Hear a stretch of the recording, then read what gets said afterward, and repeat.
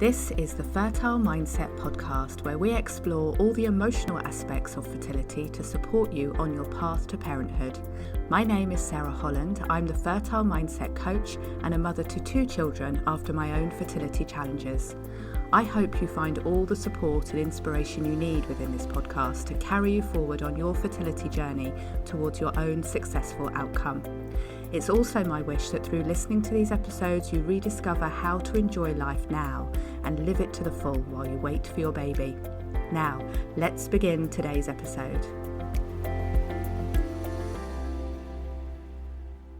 Hello and welcome back to another episode of the Fertile Mindset podcast and our first interview, which is very exciting. In this episode, I'm going to be sharing a conversation with you that I had with Rachel Bolton, who is the founder of Plan Yourself Pregnant at planyourselfpregnant.com, where she supports women and couples with her really truly holistic approach to fertility with the Path to Pregnancy membership.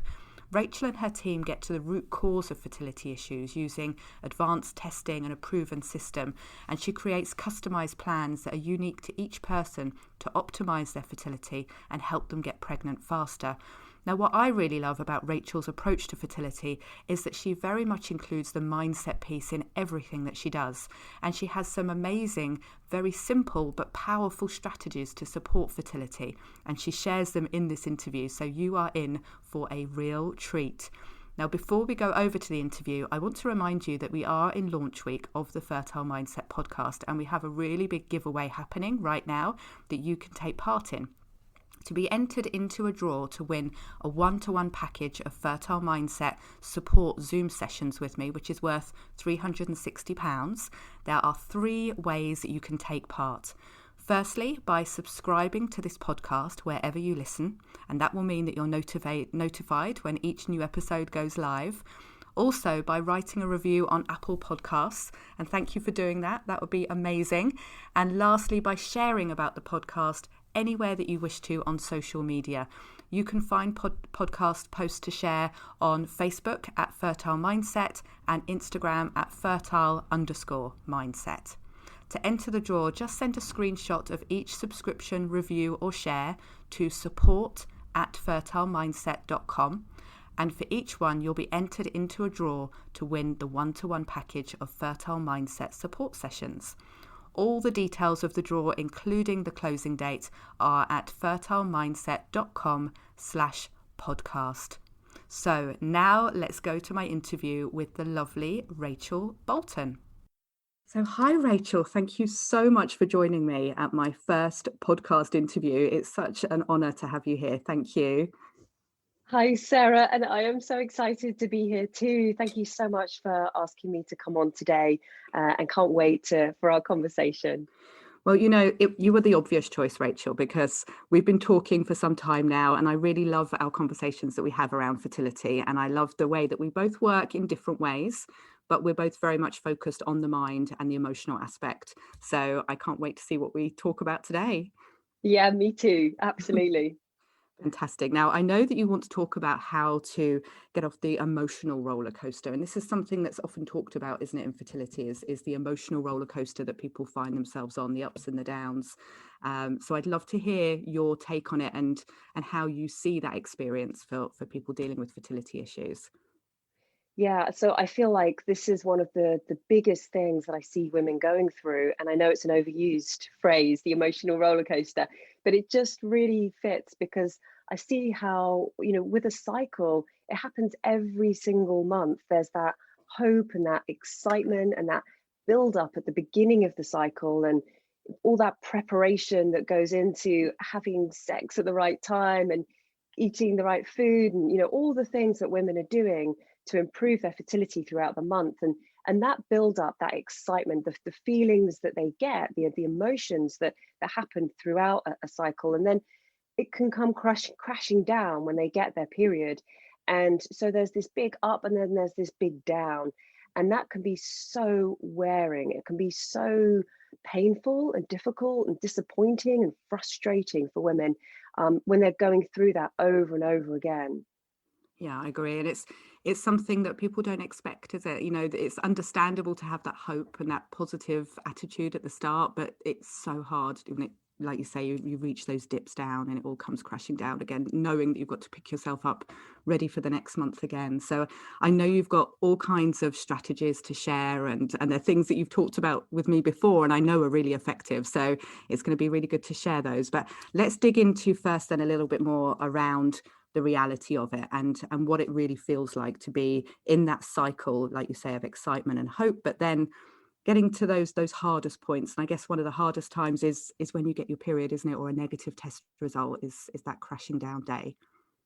Yes, exactly that. And it's the fallout of what happens at that point. So I know that, you speak about this with your community all the time in terms of how important mindset is. And, something we've spoken about before is that, with a fertility journey, it's really 80% mindset and 20% strategy. Because if your mindset is not in the right place, then you're not going to be taking the right action steps. You get demotivated. There's all that sense of doubt when you get your period of like, well, am I doing the right thing? All those limiting beliefs and limiting thoughts of, well, will it ever happen for me? And that can be so painful, when women start asking themselves those disempowering questions, and really having the seeds of doubt and worry and anxiety and frustration around, is it going to happen? Because maybe they put all their hope into thinking that, this month was going to be the month.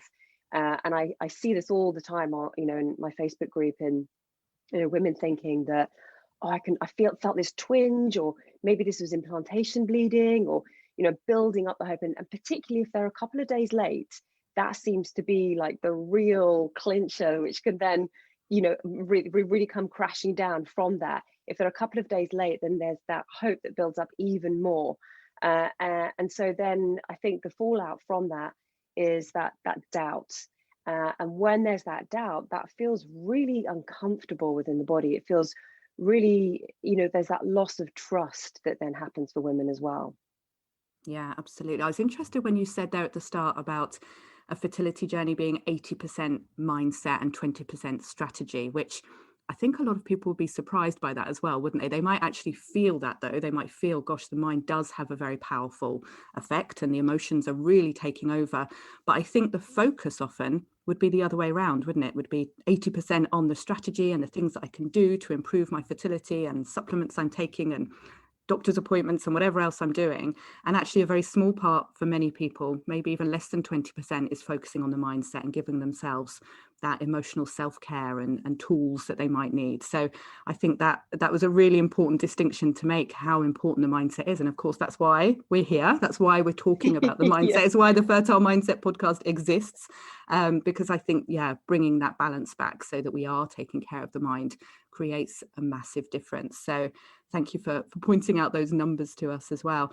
So you were talking about doubt, and so it's once it's kind of lodged in your brain as well, isn't it? Once that thought is there, it's very hard to kind of move from that. And like you say, if a period is a couple of days late or there's any uncertainty around that, it's really, really tough to know how to manage it. And I know we're going to talk about some strategies soon as well, which will be really good.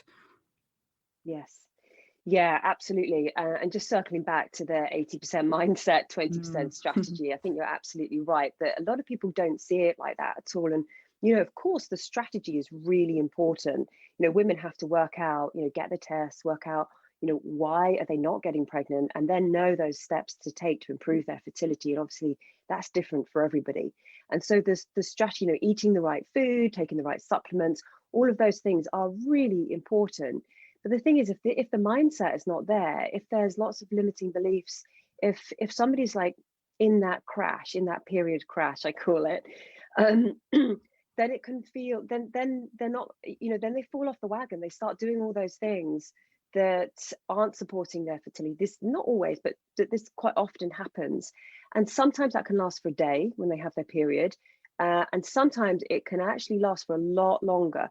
They're in that sort of darkness, that shadow time of just feeling like it's all hopeless and feeling like it's not going to happen. And there's that like, well, what's the point in doing this anyway? What's the point in taking this action if it's not going to happen? And I particularly see this with IVF. We've talked about what happens with that emotional roller coaster just throughout a regular cycle. But when women go through IVF, this is obviously like intensified by maybe 100 or 1,000 or 1,000,000 times, because there's all that hope is so much more intense, and the crash that comes if it's an unsuccessful cycle is even bigger. And so that space of having to be in that limiting space, that disempowering space where they feel like things are hopeless, that can last for a lot longer, obviously after a failed IVF. And that's the hard part, isn't it? Is how long that lasts for, because with most fertility journeys, you're wanting to hop back on and try again as often as soon as possible as well. And yeah, it's really hard to imagine how you can lift yourself from that place and feel hopeful again and literally get back on the roller coaster when it feels like a scary thing to do. So I think these strategies we're going to be talking about are really important. And thank you for highlighting there as well about IVF. We've obviously got people listening who are trying naturally, who are trying with IVF, or maybe just looking ahead for IVF. But I know that one of the most common times that people seek support from me for their mindset and the emotional side is often after their first IVF cycle, because they've been trying naturally, finding it quite stressful. They thought IVF would be, something that brought pregnancy to them quickly and easily, or they just thought they'd be able to manage it, quite easily going through it.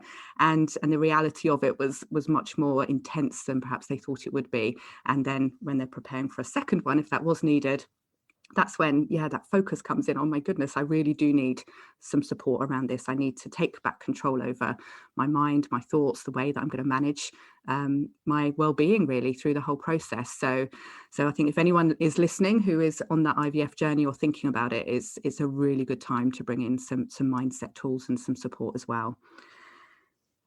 Yes, absolutely. And I love the work that you do with your community. It's just so powerful. And hearing some of the stories and the support that you give women with helping them, whether they're trying naturally or with IVF, is just so important. Likewise, Rachel, you have lovely communities too. Thank you That's very what's much. wonderful. There is so much support out there now. And, in this time of COVID, when people haven't been able to access perhaps their clinics or support groups in person as much as they've been able to, I think it's really opened up the online support world to a lot of people. And I know you have a wonderful Facebook group, which gives amazing support to people, and your membership as well. So we'll talk more about that at the end, how people can keep in touch with you and connect with your support. But I think if people are listening to this and thinking, gosh, I can really identify with that roller coaster, and it's just, describing exactly how I feel, all is not lost by any means. We're going to be giving you support and solutions. You're here. The first step is acknowledging and understanding how you're feeling, and then it's taking that step towards getting the support and the solutions that will really help you. Mm-hmm. So we talked about doubts, and I know there's some more areas of that roller coaster that you want to talk about. So what else can happen then, Rachel? So I think we've sort of touched on it a little bit, but I just want to underline it again, is that feeling of being stuck. So the first thing that happens is that doubt. Am I doing the right thing? Am I on the right path? And then that feeling of being stuck, of not taking action. And then, it's a little bit like pushing a boulder up a hill. And so there's all that work that goes into, taking all those steps, changing habits, doing things to improve your fertility. And this is like pushing the boulder up the hill. And then, when there is that crash, when we're in that down place, is that letting go of the boulder. And suddenly, like, all that work that you've been doing, all that momentum that you've been building up, then, the boulder starts rolling down the hill. And so it depends on, as you say, like how quickly you can get out of that. And this is the power of mindset. How quickly can you shift that limiting belief, pick yourself back up again, obviously acknowledging and making space for those emotions, but really working with your mindset in a powerful way so that you can pick that boulder up again, start pushing that boulder up the hill again. And one of my mentors talks about this all the time. I love this analogy because there's some point where you get to the top of the hill and then it doesn't feel like hard work anymore. So we'll talk about this a little bit later, but with fertility habits, it's about consistency is so important. Doing the right thing for your body is really, really important. So you're going in that right direction. And then after a while, you're at the top of the hill And suddenly it's like all of those different layers that you've been doing, all of those different steps that you've been taking, suddenly you start to see the fruit of your efforts, and the boulder starts rolling downhill. You've got that momentum, and suddenly things are easy and you feel like your body is working optimally, and you've done that work around your mindset. And then, there can be stresses. There's always going to be stress in life. This is inevitable unless we sit in a cave and meditate and don't have any external influences at all, which doesn't really happen. Not So gonna happen, there's no. all yeah, there's always going to be stress. And so it's working out, how can we build that resilience? How can you build that powerful, strong mindset so that even when you do get something that isn't part of your plan, that could throw you off course, you've built up that powerful mindset and that resilience so you can cope with anything that comes your way. Rachel, when you were talking about the boulder, it was so vivid. I could just imagine, and how demoralizing it is to feel that boulder go all the way back to the bottom and have to start pushing it again. Gosh, what a lot of effort that takes. And what I could imagine as well in my mind is, up that mountain, up that hill, there being some scaffolding and some, structure there so that the boulder doesn't have to fall all the way back to the bottom. It can just rest there for a while and be supported before the next chapter of pushing it up again. And I think that's really what we're talking about here, isn't it? Having that structure and that support, so it doesn't feel like it's a constant battle. You have your systems in place, your support, things that that really do help you, and feel amazing once you get to the top there, and it takes the effort away. Yes, I love that. Thank you so much for adding that extra piece there. And that's where community and support and having your team around you comes in, because you've got that scaffolding there which then holds that boulder in place and it doesn't roll all the way down the hill. So yes, I love that addition. Thank you, Sarah. And of course, it's support from yourself as well, isn't it? That's where it needs to begin. I think we don't want always kind of to outsource the support, do we, and rely on other people. I know when I talk to my community and I'm teaching them EFT, and I'm saying to them, you don't have to just rely on the sessions with me or wait for our live sessions online. You've got this tool to use yourself so that you can literally tap into that. So I think once you have that trust within yourself and that connection to what you can do, then it's even more empowering, isn't it? And you've got the people around you to continue supporting you, but it comes like from deep within you that that you can do this. Yes, absolutely. And this is something I feel so passionate about, because it's about empowering women to really believe in themselves and have those tools for themselves, because this is where that real power comes from. So I love that you speak to this as well. So let's talk about trust as well then, because I know that's an important area that you look at, and you look at supporting and turning that around, that kind of trust within yourself, whether that is present or not. Yes. Yeah, and this is something that we see with that emotional roller coaster when women are in that down cycle, when they're feeling the doubt, they're feeling stuck. One of the worst things that happens is losing trust in themselves. And so I see this a lot. I work with a lot of women who've had multiple miscarriages.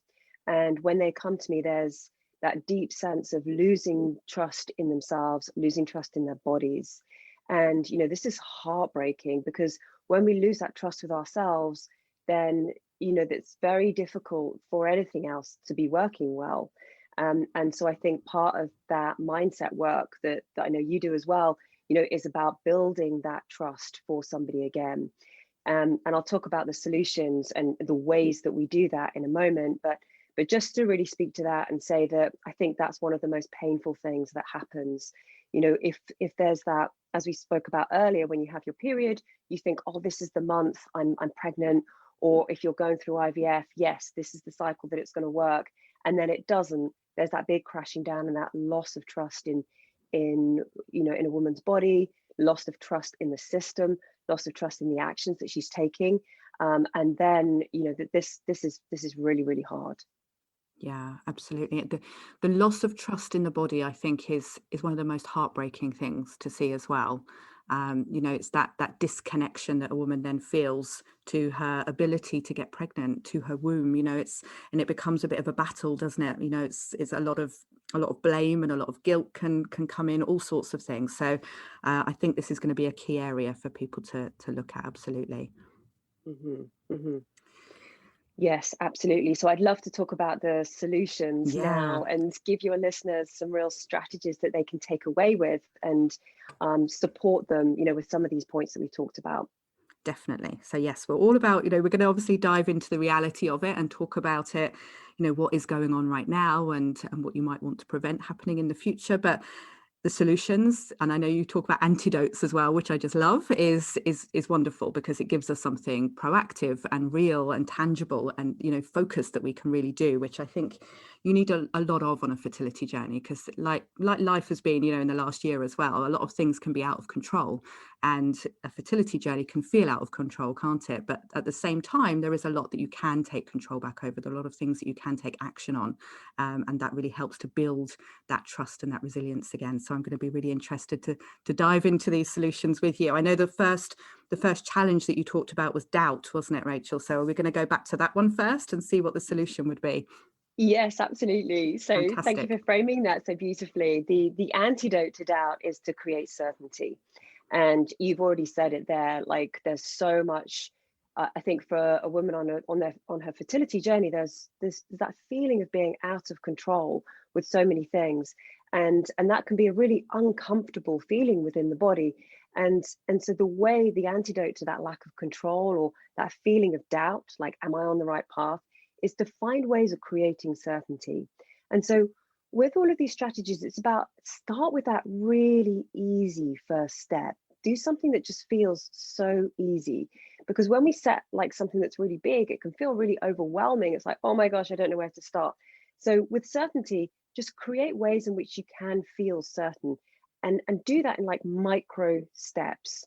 And just to kind of talk a little bit about the way that we create, the way that I support clients to create certainty for themselves is looking at, like, going back to the story we were talking about at the beginning, we're looking at a period and seeing a lot of women, I think, feel like it's success or failure at the end of the month when they're not pregnant, when they take that pregnancy test or they get their period.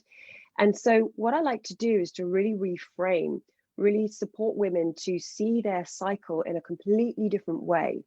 So rather than it being success or failure, to have that reframe, that mindset reframe. So to look at their period as measuring like where they are, like what is that baseline that you've got right now? What does your period look like? So that's what we measure. And then we look at how does that change month on month. We do this with the cycle as well. So we're aiming to get as close to a perfect period as possible. And we're also aiming to get as close to a conceivable cycle as possible. So there's all these parameters. I won't go into them now. They're like there for another conversation. But with a conceivable cycle, there are certain things. We're looking at that BBT chart and we're actually measuring, like, what is happening? What does that pattern look like? And so when women get their period, when I'm working with clients and they get their period, I get these amazing emails and messages from my clients going, woohoo, I've got my period, and it didn't have clots and I didn't get a headache and I don't have sore boobs this month. And they get really excited and they actually celebrate getting their period. And I know if this concept is new to you and you're listening to this for the first time right now, it sounds really counterintuitive to get excited about a period, because obviously when you're trying to get pregnant, your period is a sign that you're not pregnant. But when we measure, when we're looking at those gray scales in between, and when we're seeing like, okay, a woman is getting closer, she's getting more fertile, she's getting closer to that conceivable cycle, then she can get excited. And when you get excited about the steps that you're taking, you're on that right path. It takes away that doubt because you can see that improvement.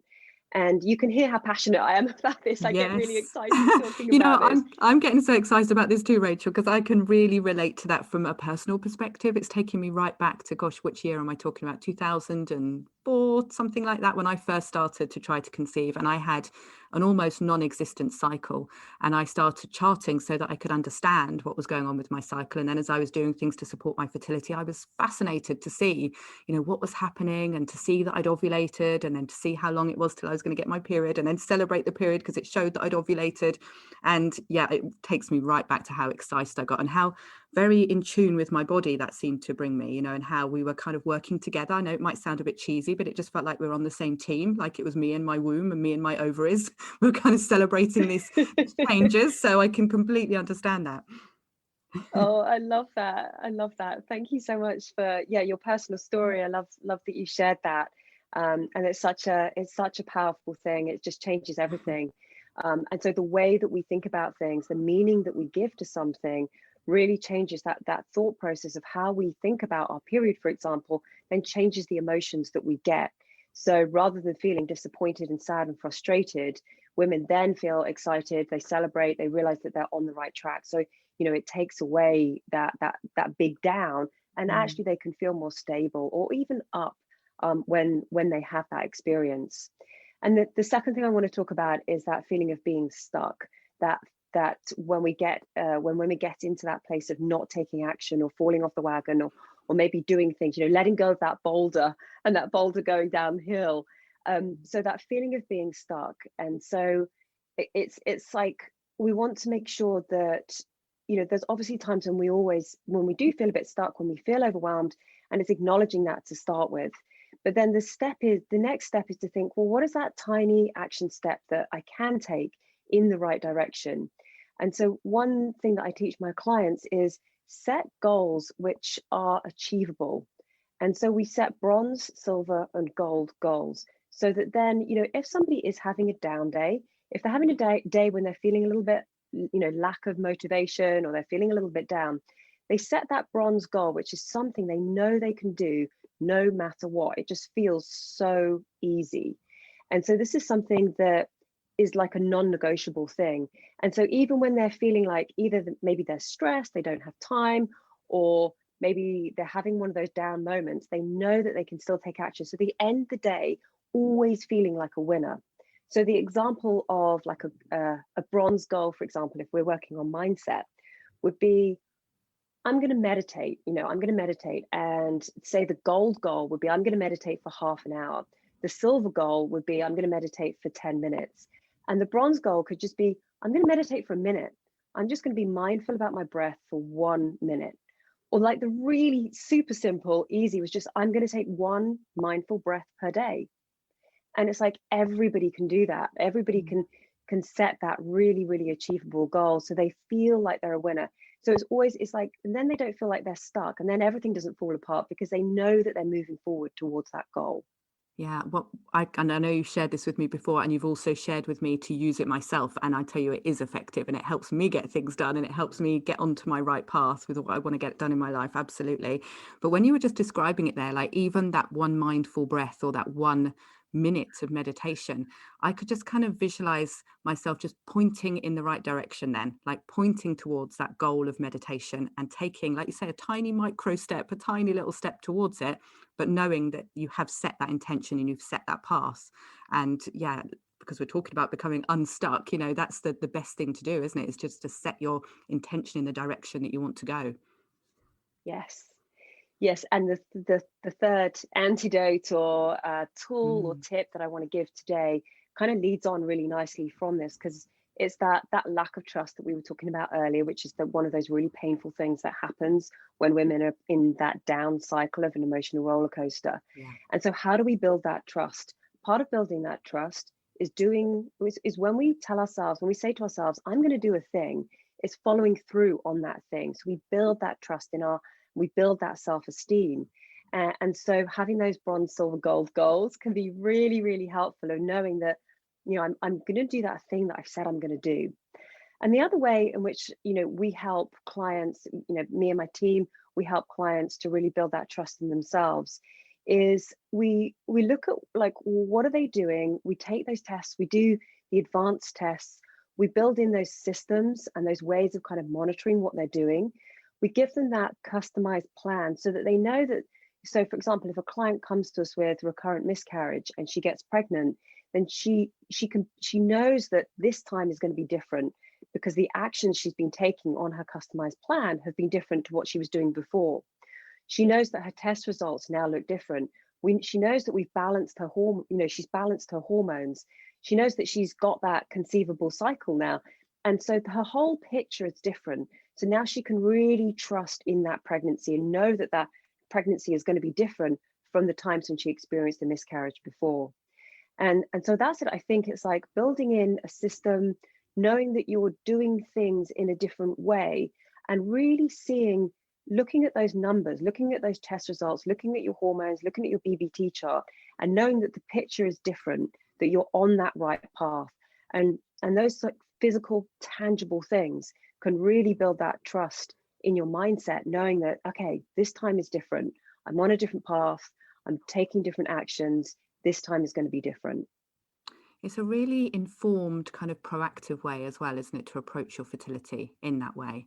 And to know, like you say, if you get then as far as you're getting your positive pregnancy test, you have more confidence in your body because you know what has changed before you get there. So you know that your body is healthier, stronger, more likely to hold on to the pregnancy this time, whatever it may be. So I'm all for, being more informed and understanding our bodies, understanding our fertility, but at the same time, not making that overwhelming, because I know for some people, especially if they're trying to do this on their own and they're doing all their research and reading lots of books and researching online, and it can get very overwhelming, can't it? And they still don't know really if they've covered all the right bases.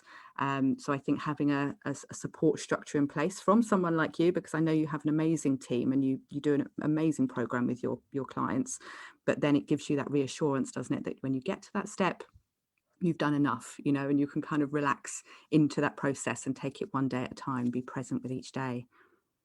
Yes, that's Beautiful. exactly it. Thanks, Sarah.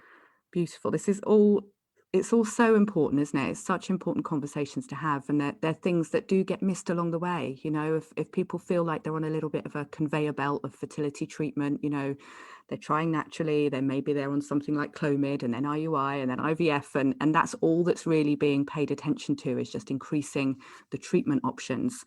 I think a women and couples well-being isn't really taken care of in that situation, and it can feel like it's spiraling out of control. It can absolutely feel like that roller coaster. So these have been such important strategies and tactics to bring in that are very simple as well. I'm quite surprised hearing you just say them again, how very simple they are, tiny little actions that can make a very big difference. Yes, yeah, it's exactly that. And just like I said earlier on, it's about building up those different layers, and then that builds up that strength in mindset and also that confidence in the body with the different layers of fertility habits that you're doing. And that's when the magic happens. It's never one thing. When I see when couples come to us, they there's never one thing that you can pin a fertility challenge on. There's always a multiple of things that we rebalance. And it's the same with mindset as well. It's about looking at lots of different areas and working with lots and lots of different tools, and supporting women in those different ways. Yeah, getting to know what you need, isn't it? Getting that understanding of yourself before you then bring in the solutions. Absolutely. Well, I know that there are many more ways that people can explore the support with you, Rachel. Could you tell us a little bit about that? Yeah, sure. So we've got the Fertility Heroes Facebook community group, which is a really amazing, supportive group full of really warm-hearted, like-minded women who are just amazing. They rush in and support each other. And, I'm in there on a regular basis as well, helping and supporting. And so that's a place to come and connect. There's also my website, and I'm sure you're going to include all those links, so I Absolutely. won't repeat them. And there's also a free gift I would love to offer your listeners, which is a acupressure for egg quality challenge that we did, which has a video for lots of different acupressure points, 5 different acupressure points that can help to really supercharge your fertility. And there's a focus on improving egg quality there. So I'd love to offer that to your listeners. Thank you, Rachel. Yes, we'll be putting all the links on your page at fertilemindset.com/podcast. This is episode number 3, so they'll be able to check that out there. Absolutely. Can I just say as well about your acupressure, because we share a lot of the same clients, and I hear and feedback about your acupressure and how very empowering it is to have that at your fingertips. I often say that about EFT because that's similar. It's a meridian technique that you use yourself with your own fingertips, but this is a physical therapy. I do hear such amazing feedback about how it's taking back control. At different points in the cycle, I can use these different acupressure techniques. They notice the difference emotionally, physically. So I think that's a wonderful gift that you're giving there to teach that process for egg quality, which is relevant to many, many people. So thank you for sharing that. And that will be a wonderful way to explore acupressure. Thank you, Sarah. Thank you, Rachel. I'm really pleased that we had this chance to talk so early on in the podcast history. I knew that it was you that I wanted to feature here, and I'm so pleased you agreed at short notice. Thank you very, very much. Oh, it's been wonderful. Thank you so much, Sarah. I'm so pleased you're listening to the Fertile Mindset podcast, and now I would love to invite you to join us in the Fertile Mindset Sanctuary. The Sanctuary is my fertility support membership, which is focused on taking care of you and helping you enjoy your life while you wait for your baby. In the Sanctuary, I'll guide you through using an amazing technique called EFT or tapping, and you'll soon be feeling less stressed and more joyful. If you're not already in the Sanctuary, do come and join us today, because the best time to start receiving support on your fertility journey is always right now. Honestly, it makes such a difference to have good quality emotional support and techniques that you can pick up and use yourself whenever you need them. Go to fertilemindset.com/sanctuary to join us today. I look forward to hopefully seeing you there and at the next episode of the Fertile Mindset podcast.